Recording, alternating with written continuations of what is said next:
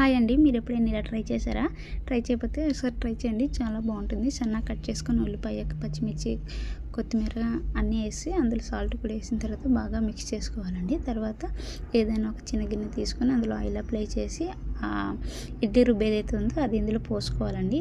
తర్వాత మనము ఒక ఇడ్లీ గిన్నె అయినా పర్వాలేదు, లేకపోతే మన కుక్కర్లో అయినా పర్లేదు, ఒక చిన్న స్టాండ్ పెట్టుకొని ఆ స్టాండ్ పైన ఈ ఇడ్లీ రుబ్బు పోసుకున్న గిన్నె అందులో పెట్టుకొని మూత పెట్టేసి నీట్గా పెట్టేయాలండి. ఒక 5 మినిట్స్ అలా వదిలేయండి. 5 మినిట్స్ తర్వాత అది నీట్గా రెడీ అయిపోద్ది.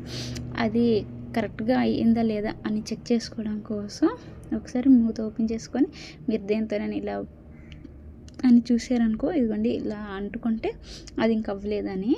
సో అలా నాది ఇంకా అవ్వలేదు కాబట్టి కొంచెం లైట్గా పైన ఆయిల్ వేసి ఒక 2 మినిట్స్ అలాగే వదిలేసానండి. తర్వాత మళ్ళీ 2 మినిట్స్ తర్వాత ఓపెన్ చేసి చూస్తే ఇప్పుడు పర్ఫెక్ట్గా తయారైందనమాట. చాలా బాగుంటుంది. మీరు కూడా ఒకసారి ట్రై చేసి మీకు ఎలాగొచ్చిందో నాకు కామెంట్ చేసి చెప్పండి.